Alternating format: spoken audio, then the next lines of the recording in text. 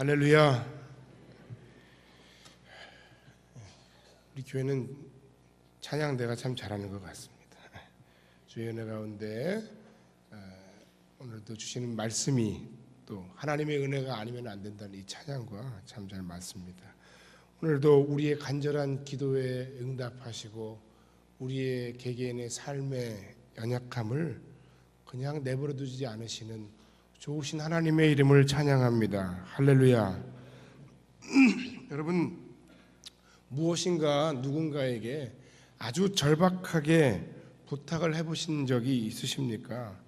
내 문제를 해결해 줄 수 있는 그 상황에 그 사람들에게 우리는 종종 부탁을 합니다. 때로 굉장히 불편할 때도 있어요. 그러나 그것이 너무 절박하기 때문에 우리는 부탁을 해야 하는 상황들이 종종 있습니다. 뭐 직장 상사에게 또는 뭐 선생님에게, 심지어는 스티커를 띄지 않으려고 교통 경찰관에게, 또 병든 우리의 가족을 위해서 의사 선생님들에게 굉장히 간절하게 부탁을 하고 또 절박하게 말하는 때가 있습니다. 아무튼 누구든 간에 크든 작든 간에 우리는 그런 경험이 다 있습니다. 자기 자신을 위해서도 그렇게 보셨겠지만 사랑하는 누군가를 위해서 다른 사람에게 내가 부탁을 해야 하는 경우가 분명 있으셨을 겁니다. 귀신 들린 딸의 고침을 위해서 주님 앞에 나아갔던 마태복음 15장의 가나안 여인이나 혹은 누가복음에 기록되어 있는 자기의 죽어가는 딸을 살리기 위해서 자신의 집으로 예수님을 청했던 회당장 야이로의 심정이 그랬을 겁니다. 그 밖에도 자신의 하인의 병을 고쳐달라 믿음으로 간청했던 로마의 백부장도 그렇습니다. 내가 진짜로 사랑하는 그 사람들의 어려운 상황과 그들의 생명에 대해서는 우리는 정말 절박할 수밖에 없습니다. 그때는 정말 우리가 하나님 앞에 기도해야 합니다. 그 기도 외에는 다른 소망이 없기 때문에 그렇습니다.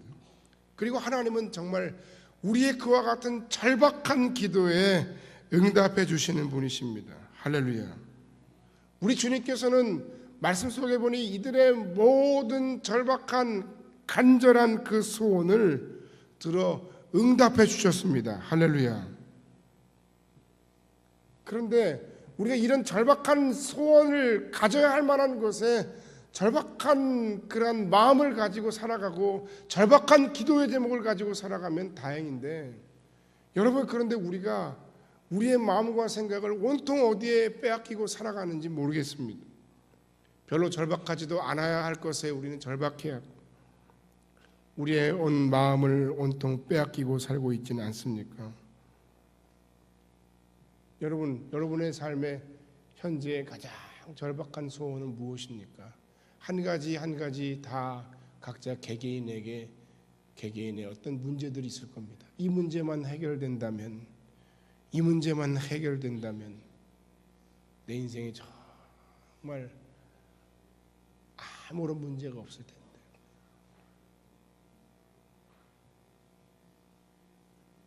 여러분의 삶의 소원은 여러 가지일 수 있겠지만 가장 절박한 것은 아마 하나일 것입니다. 그래서 하나님께서 만약에 여러분에게 이런 질문을 던지신다면 여러분 하나님 앞에 어떤 대답을 하실지 궁금합니다. 내가 너에게 둘도 셋도 아닌 딱 하나의 소원을 너에게 들어주겠다. 너의 가장 절절하고도 절박한 소원을 말해봐라. 두 가지가 아닙니다. 딱 한 가지입니다. 그렇게 하나님께서 여러분에게 말씀하신다면 지금 이 순간에 여러분은 어떤 기도의 제목을 가지고 하나님 앞에 나아가시겠습니까? 저는 그게 참 궁금합니다. 여러분의 삶에 가장 절박한 소원이 무엇일까? 왜 이것을 묻는가 하면 여러분의 인생의 기도의 제목을 들어보면 여러분의 삶의 인생의 목적을 우리가 알 수 있기 때문에 그래요. 여러분의 기도를 만약에 여러분 스스로가 한번 잘 녹음해서 들어보세요. 여러분 30분을 기도하든 15분을 기도하든 1시간을 기도하든 그 기도하는 그 기도의 내용을 잘 들어보고 여러분이 스스로 한번 모니터링 해보세요. 쉽지 않은 일인데 한번 해보세요. 재미있는 일이 있습니다. 뭡니까? 거기에 그곳에 그 기도에 여러분의 삶의 목적이 드러난다는 거예요.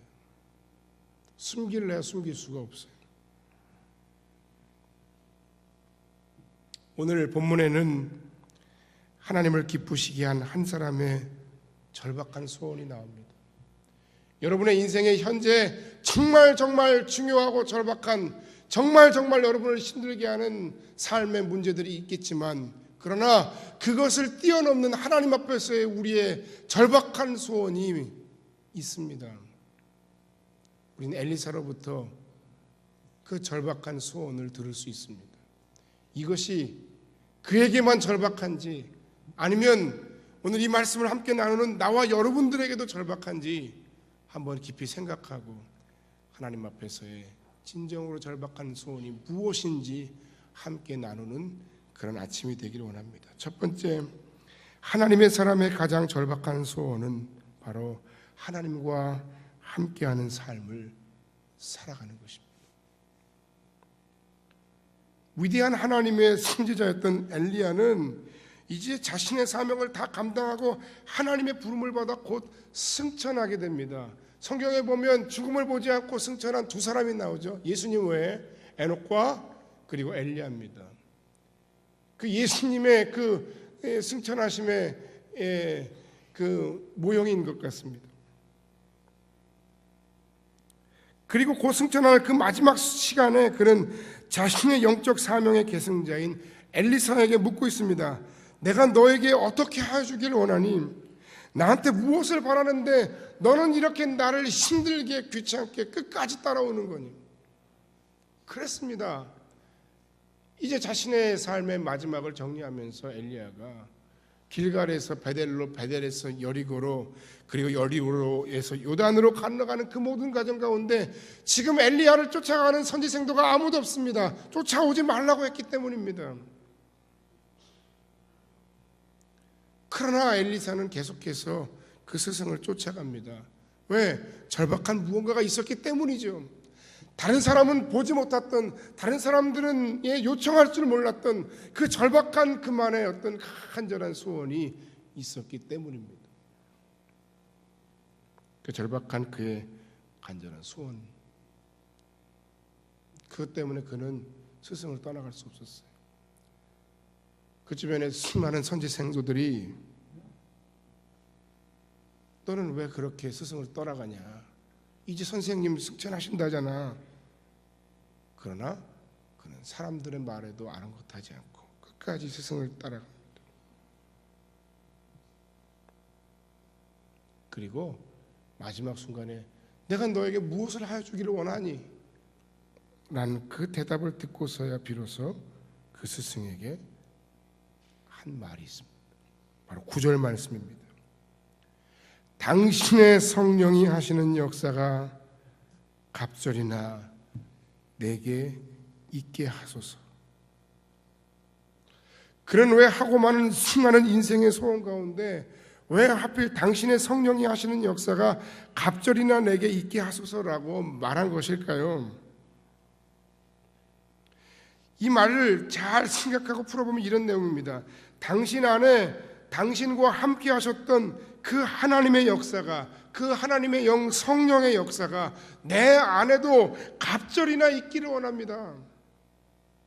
간접점은 무엇입니까? 바로 당신과 함께 하셨던 하나님의 역사, 당신과 함께 하셨던 하나님의 영 성령의 역사가 내게도 있기를 원한다는 얘기예요. 왜 하나님의 함께 하심이 필요하다고 엘리사가 그렇게 그토록 간절하게 엘리야에게 요청한 것일까요? 그것은 그가 하나님의 부름을 받아 사명을 감당해야 할 삶의 환경이 그렇게 만만하지 않았기 때문입니다. 그가 사는 그 시대상이 너무나도 악했기 때문입니다. 어떻게 악했습니까? 천하의 엘리야도 쓰러뜨렸던 시대예요. 예? 아합과 이세벨이 얼마나 독한 말로, 얼마나 악독한 마음으로 그를 대했습니까? 그 악독한 말 앞에서 그 엘리야는 그 자리에서 엄청난 거리를 수백 킬로를 달려가야 했어요. 도망해야 했어요. 너무 질려버린 거죠.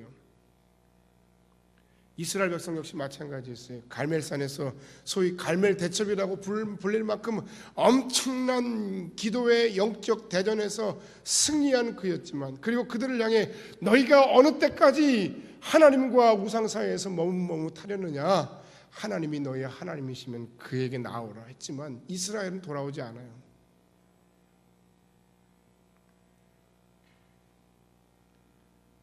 이스라엘의 역사상 가장 위대한 하나님의 종 두 사람을 꼽으라면 모세와 엘리야예요.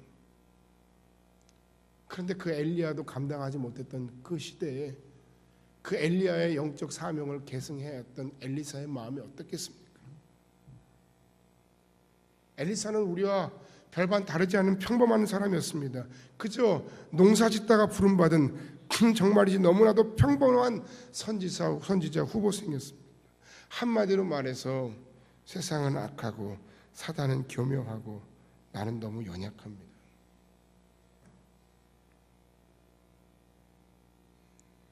자주 하던 이야기지만 옥하는 목사님이 하셨던 말씀이 기억나요. 앞으로 당신들이 감당할 사역의 현장을 생각하니 눈물이 앞을 가린다. 가슴이 너무 아파.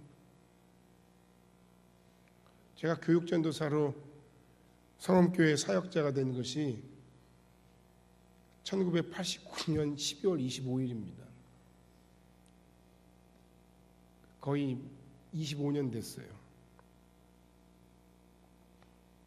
그리고 안수를 받은 게 99년에 안수를 받아서 계속 이 교회를 목양해 왔는데, 목회를 하면서 이제까지 모든 사역을 되돌아보니 제가 그냥 늘 얘기하는 겁니다. 저는 정말 아무것도 모르고 했어요. 그러나 지금 이 시점쯤 되니까 알아가는 것, 알게 된 것 하나가 있는데, 목회라는 게 다른 게 아니고 목회라는 것은 하나님의 은혜로 하는 거예요. 우리 찬양대가 은혜 아니면 나서지 못하래, 그렇게 찬양했지만 그렇습니다. 목회라는 게 은혜가 아니면 안 돼요. 하나님의 은혜가 아니면 할 수 없는 거예요. 이 자리에 제가 서 있는 것 자체가, 그리고 이 자리에서 제가 하나님의 말씀을 선포한다는 것 자체가 하나님의 은혜가 아니면 안 되는 거예요. 저 어저께 제가 준비를 늦게 해서가 아니라 말씀을 준비하고 묵상하고 계속 생각하는데 어제 제가 5시 반에 잤어요, 사실은. 근데 그 모든 순간순간 생각하며 말씀을 묵상하며, 야, 내일도 큰일 났다. 아니지, 오늘이죠. 오늘도 큰일 났다. 하나님 도와주세요. 하나님의 은혜가 아니면 감당할 수 없어요. 또 목회라는 게 다른 게 아니고 하나님의 인도하심을 따라 순종하며 가는 길이 목회예요. 내가 하나님보다 앞서가서도 안 되고, 내가 하나님 가시는데 불순종하며 뒤쳐져서 뒷짐지고 그리고 천천히 따라가서도 안 되는 것이 목회라는 거예요. 제가 늘 고백하죠. 현재 나의 목회 현장의 모습은 나의 계획과 나의 의도가 아니라, 내가 왜 지금 이러고 있는지 잘 모르겠어요. 그리고 목회라는 건 다른 것이 아니라 내 힘과 내 능력으로 하는 것이 아니라 하나님의 능력을 의지하여 하는 것이다. 하나님의 능력이 아니면 감당할 수 없는 게 목회예요. 자, 그런데요, 목회만 그렇습니까? 모든 크리스찬은 하나님께 부름받은 그 순간부터 그리스도의 학교, 광야의 학교에 입학한 것입니다. 그런데 그 모든 과정 속에 보면 때로 기쁜 일도 있고 때로 힘든 일도 있습니다. 내가 감당하기 어려운 삶의 고난도 있습니다. 그러나 그 어떤 것 하나 그냥 그저 내게 그냥 심심하지, 이거 한번 겪어봐 하고 우리에게 그냥 주신 일이 아니라는 걸 알게 됐어요. 이 모든 삶의 과정, 이 모든 그리스도의 학교, 광야의 학교에서 겪는 나의 모든 삶의 여정들은 하나님이 계획하시고 하나님이 준비하시고 하나님이 겪게 하시고 하나님의 은혜 가운데 우리가 무언가 뜻이 있어서 우리가 경험하는 일들이라는 거예요. 내가 저 사람을 왜 만났지? 저 사람을 만나지 않았다면 내 인생이 달라졌을 텐데. 여러분, 그것도 하나님의 뜻이에요. 그것도 하나님의 의도예요. 그 모든 인도하심과 과정 속에서 그 훈련의 결론으로 우리가 무엇을 고백하면 되는가 하면, 나는 하나님 없이는 안 돼요. 난 하나님 없이는 못 살아요. 난 이 모든 상황 속에서 하나님만 의지하고 그저 하나님만 바라봅니다. 신명기에 나와 있는 신명기 말씀이 바로 그거잖아요. 이스라엘 백성들을 광야에서 그토록 주린 가운데서 먹이시고 입히시고 그리고 여러 가지 모양으로 불기둥과 구름기둥으로 인도하시고 지켜주신 이유는, 그것은 너희들이 잘나서 이 광야를 지나오는 것이 아니라 하나님이 너희들을 붙들어 주시고 그 하나님을 바라보고 그 하나님을 의지하고 그 하나님을 생각하고 그 하나님을 고백하게 하기 위함이다. 아직 그들이 준비가 안 됐던 거에 가나안에 들어가기 위해서는, 아직 그들이 축복의 백성이 되기 위해서는 준비가 안 된 거예요. 여러 가지 모양으로. 애굽에서 바로 단 2, 3일 만에 그들이 가나안으로 건너가서 그 가나안에 그들이 입성했다면 그 가운데 살아계신 하나님을 400년이나 종노릇하던 430년이나 종노릇하던 그들이 그 하나님의 은혜를, 그 하나님의 능력을 생각이나 했겠습니까? 그 하나님을 의지하고 바라보는 훈련이 됐겠습니까? 왜? 아침마다 하나님이 만나를 주시지 않으면 그들은 굶어요. 하나님께서 구름기둥을 띄우셔서 인도하시면 그들이 가지만 멈추면 설 수밖에 없어요. 아무것도 없으니까. 내비게이션, 나침반 아무것도 없어요. 지도 아무것도 없어요. 어딘지도 모르고 가는 거예요.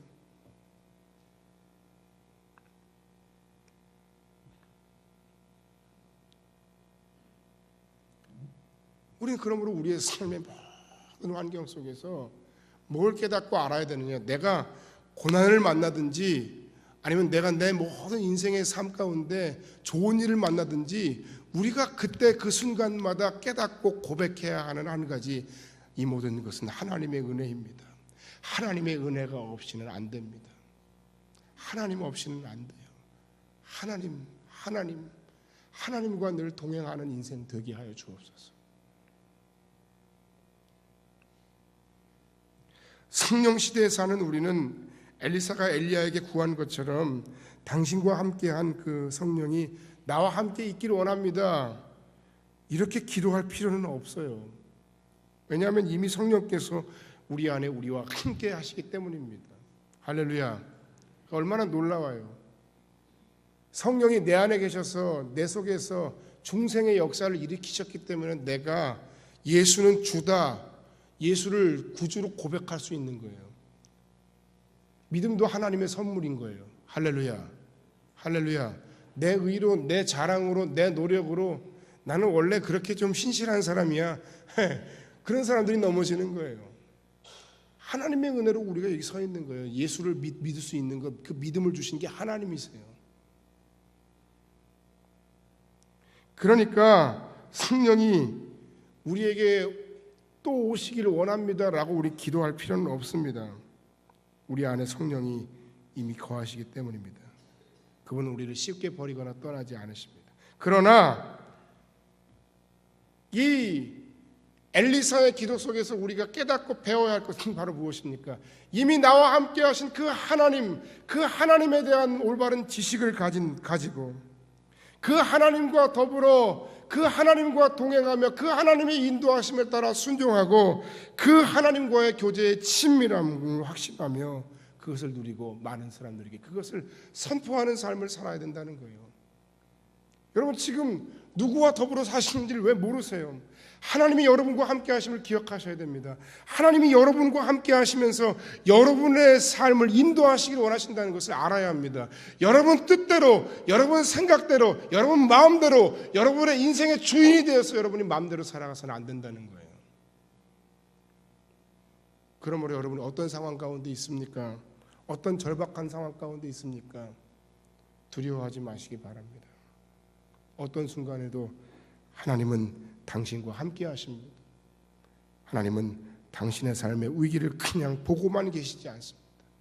할렐루야. 그러니까 우리는 그 나와 함께 하신 그 하나님을 우리가 알고 고백하고 그 하나님과 더불어 살아가며 그 하나님의 인도하심에 순종하면 되는 거예요. 가장 절박한 소원은 바로 이것입니다. 우리가 기도해야 할 첫 번째는 바로 그것입니다. 늘 하나님 나와 함께 하시는 것을 알게 하시고 그 하나님으로 더불어 승리하게 하시고 그 하나님의 인도하심에 순종하는 진실한 하나님의 사람이 되게 하옵소서. 할렐루야. 모르고 살아요. 자신이 주인 되어 살아요.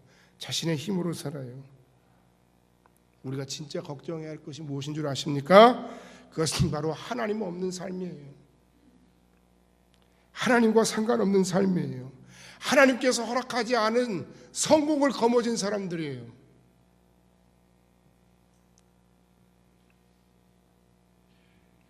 하나님 허락하지 않은 성공을 거머쥐고 살아가다가 하필이면 아니죠.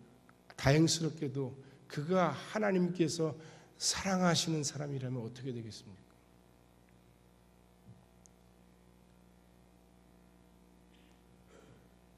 두들겨 맞고 엎어지고 넘어지고 돌아오는 것밖에 더 있겠습니까? 그가 하나님이 사랑하시지 않는 사람이라면 어떻게 합니까? 잘난 척하고 이 세상 가운데 살다가 가지만 그러나 어찌 되겠습니까? 하나님을 의지하지도 바라보지도 않는 인생,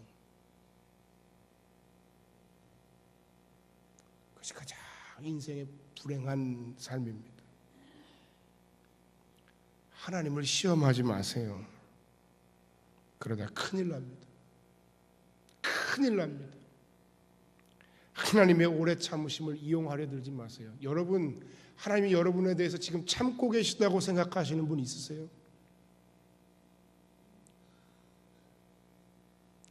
만약에 그렇다면 그 하나님의 오래 참으심을 우리가 계속해서 이용하려 들어서는 안 됩니다. 정말 그러다 한번 무지하게 두들겨 맞고 쫄딱 망해봐야 내가 잘못 생각했었구나 하고 후회하면 때는 너무 늦으리. 인생이 얼마나 철없고 한심한지 하나님께서 조금 봐주시니까 하나님 없이 내 힘으로 인생과 사역을 감당할 수 있다고 생각하는 그 무모함과 교만함이 있습니다. 하나님 없이 내 힘으로는 아무것도 할 수 없다고 입술로는 고백하지만 실제로는 그러나 하나님 없이 사는 그런 영적인 완악함이 있습니다. 하나님 없이 자기 힘만으로 살아가면서 자기야말로 하나님의 은혜로 산다고 착각하는 영적인 무지로 일관된 사람들이 있습니다. 우리 가운데 이런 인생은 없습니까? 오늘 본문을 통해 우리가 깨닫고 엘리사에게 배워야 할 신앙의 모습은 무엇입니까? 그것은 바로 우리가 하나님과 함께하는 삶의 소중함과 은혜를 간절히 사모하는 그 소원의 절박함입니다. 제가 금요일 날 금요일 기도회 하면서 말씀드렸어요. 기억나세요? 주님과 더불어 사는 그곳이 천국입니다. 주님의 은혜가 아니면 아무것도 아니에요. 주님이 나와 함께 하시기 때문에 내 인생에 참된 소망이 있는 거예요. 하나님께서 여러분을 붙들고 계심을 기억하시고 하나님께서 여러분과 함께 계시기에 힘을 내시고 하나님께서 여러분과 함께 하심을 인하여 기뻐하시는 여러분 되기를 주의 이름으로 간절히 축원합니다. 이것이 우리가 구해야 할 인생의 가장 절박한 축복이자 소원입니다. 엘리사 시대만큼이나 내 신앙을 제대로 지키며 살아가기 어렵고 정말 나를 힘들게 하는 인생이 한둘이 아니에요. 사기치는 인간들이 한둘이 아니에요. 사단이 내 영혼의 심장을 비수를 가지고 노리고 있어요. 한 방에 가는 거예요. 한 방에. 그 하나님 허락하신 사명을 감당할 능력이 없는 우리는 이 엘리사의 신앙을 배워야 합니다. 이 시대 가운데 진정한 하나님의 사람으로, 그리스도인으로 하나님과 함께하는 신앙, 기쁨도 슬픔도 고난도 영광도 주님과 함께하기를 소원하고 결단하는 성도 여러분들이 다 되시기를 주님의 이름으로 간절히 축원합니다. 두 번째, 하나님과 함께하기를 간절히 사모하는 자들에게 주시는 영적 능력의 실체는 바로 사랑입니다. 사랑의 능력이에요. 물론 성령의 역사하심 가운데 많은 카리스마적인 은사들이 있어요. 방언도 하고 예언도 하고 영분별도 하고 사람의 병을 낫게도 하고, 이 모든 것이 성령 안에서 우리에게 행하시는 수많은 영적인 능력이며 역사인 줄 믿습니다. 할렐루야. 내가 못한다고 하나님이 하시는 일이 없다고 얘기하면 안 되겠죠. 그러나 또 한 가지 기억해야 될 게 있어요. 고린도전서 12장의 마지막 절에 있는 그대로, 그러나 너희는 가장 큰 은혜, 더욱 좋은 은혜를 사모하라, 은사를 사모하라. 그것이 바로 사랑이었던 거죠. 9절 말씀에, 오늘 본문에 당신의 성령이 하시는 역사가 갑절이나 내게 있게 하소서. 이 말씀의 첫 번째 의미가 하나님과 늘 함께하는 삶을 살기를 원합니다. 하나님 당신이 없으면 안 돼요 라는 그러한 절박한 첫 번째 소원이라고 얘기했습니다. 그 다음 이 말씀이 당신의 성령이 하시는 역사가 갑절이나 내게 있게 하소서. 이 말씀의 의미는 바로 무엇이냐 하면 바로 그거예요. 성령께서 엘리야의 10년 가운데 역사하셔서 그에게 부어주셨던 놀라운 마음이 있다는 거예요. 놀라운 능력의 실체가 있다는 거예요. 그 능력의 실체가 무엇이냐면 바로 하나님을 뜨겁게 사랑하는 마음이에요. 하나님에 대한 그 뜨거운 사랑의 마음이 있었기 때문에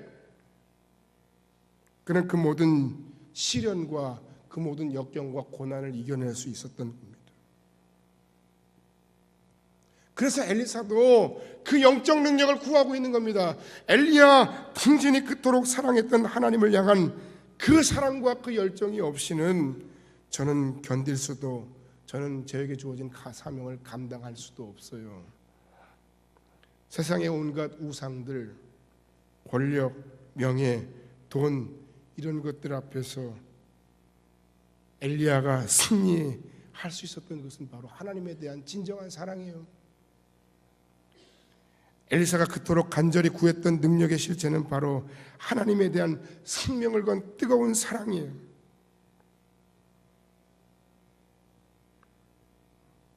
그 사랑의 힘으로 엘리야는 그 3년 6개월 동안의 그 흉년 가운데 하나님이 그를 건지시고 하나님이 그를 먹이시고 입히심을 경험했고, 그 하나님에 대한 뜨거운 사랑의 능력이 갈멜산에서 850대 1의 그 이방 선지자와의 그 정말 일촉즉발의 그 엄청난 그 상황 속에서도 그가 그야말로 맞짱을 떠서 제압했어요. 그 제압의 진정한 영적 능력의 원천이 바로 뭐냐면 하나님이었고 하나님에 대한 사랑이었다는 거예요. 그가 잠시 쓰러졌지만 그러나 다시 정신 차리고 그를 다시 세웠던 참 소망의 빗줄기 하나, 그게 뭐였냐면 바로 그게 바로 하나님에 대한 사랑이에요.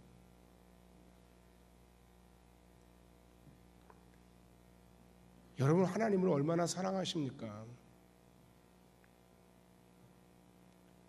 제가 묻고 싶어요. 여러분, 누군가가 사탄이, 악마가 와서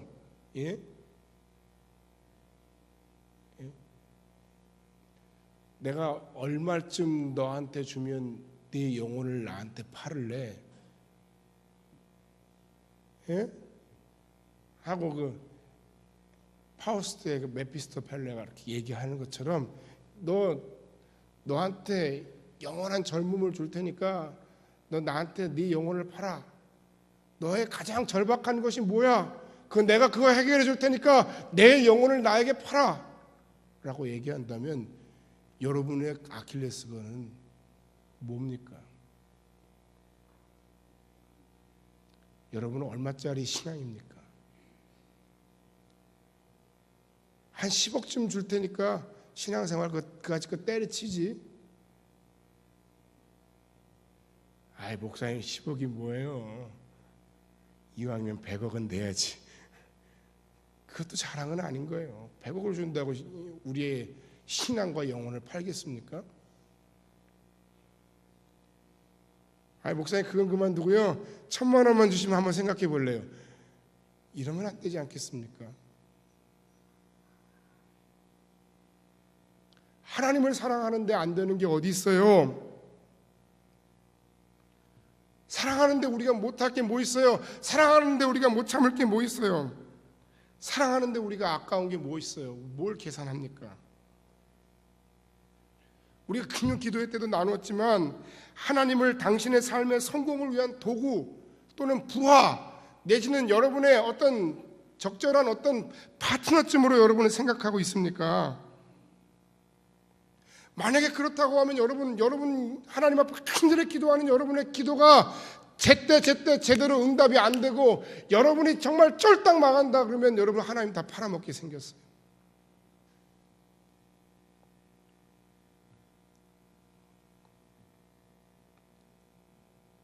혹시 하나님께서 나의 간절한 기도에 내 기대대로 응답해 주시지 않는다 해도 하나님, 나는 당신만을 사랑합니다. 뭐 쫄딱 망할 일은 없죠. 하나님 믿는데 왜 쫄딱 망해요? 그럼에도 그렇다는 거예요. 하나님, 내 인생이 정말 쫄딱 망하고 내가 욕과 같이 될지라도 하나님, 나는 당신을 사랑하겠습니다. 다니엘의 그 세 친구가 풀무불 속에서 야, 지금이라도 네 하나님을 부인하고 나에게 엎드려 절해. 그럼 살려줄게. 대제국의 왕의 자존심이었겠죠. 하나님이 우리를 건지십니다. 그러나 그렇게 하지 않으실지라도, 그리 아니하실지라도 난 나의 하나님을 버리지 않습니다.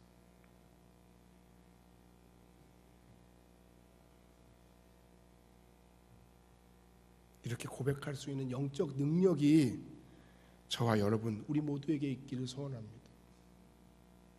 저는 그래서 수많은 우리의 영적 능력들, 영적 카리스마적인 은사들, 성령의 은사들이 있겠지만 이 시대를 이기고 우리의 신앙을 지키고 하나님의 사람으로 살아가는 그런 가장 강력한 영적 능력은 바로 하나님에 대한 진실한 사랑이라고 말씀드리는 겁니다. 옛날에는 순교자의 신앙을 이야기했습니다. 그러나 이제 시대가 바뀌고 삶의 양식이 바뀌고 문화가 바뀌었어요. 많은 게 바뀌었어요. 저 어릴 때 신앙생활하던 거하고 교회 환경이나 형편도 너무너무 많이 달라졌어요. 찬양도 바뀌었어요. 악기도 바뀌었어요. 너무 많은 것들이 변화했어요. 그것은 우리의 문화예요. 그 시대마다의 사람들의 코드예요. 어쩌겠어요. 그러나 바뀌지 말아야 할 것, 변하지 말아야 할 것, 버리지 말아야 할 것, 그것은 바로 신앙의 본질, 복음의 본질, 예수 그리스도로 말미암은 진정한 구원에 대한 확신. 오직 주님만이 내 구원자십니다. 나는 주님을 사랑합니다. 오직 주님만이 나의 인생의 진정한 주인이십니다.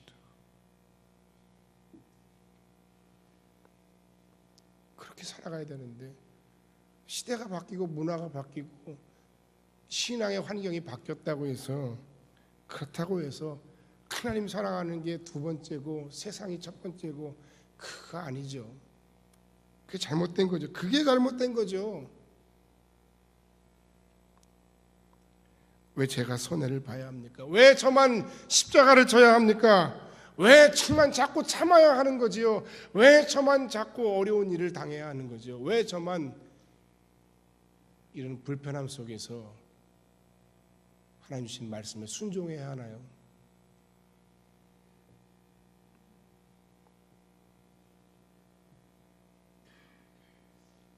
더욱 하나님을 뜨겁게 사랑하는 저와 여러분 되길 바랍니다. 이 세상에 썩어질 가치에만, 부와 명예와 인간적인 성공에만 온통 정신이 팔려 살아가는 우리들은 아닙니까?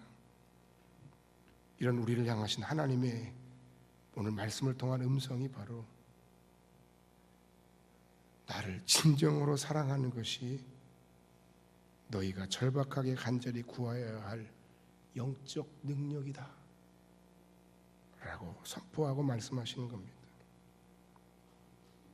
이것이 선지자에게 절박하게 필요했던 능력이었고, 또 이것이 우리에게도 지금 현실에서 필요한 절박한 마음인 것입니다. 여러분, 세상의 성공과 부귀영화를 위해 여러분의 신앙과 영혼을 팔아먹지 마시기 바랍니다. 우리는 바로 이 하나님을 향한 이 사랑의 마음, 사랑이라는 진정한 영적 능력을 회복해야 합니다. 결론의 말씀을 드리고 말씀을 마칩니다. 여러분의 삶의 목적은 무엇입니까? 여러분에게는 어떤 절박한 기도 제목, 절박한 소원이 있으십니까? 하나님 그분으로 나의 삶의 진정한 기쁨과 소망을 삼고 그분과 더불어 사는 것을 내 인생 최고의 자랑이자 능력이자 절박한 소원으로 삼는 여러분들이 되시기를 주님의 이름으로 간절히 축원합니다.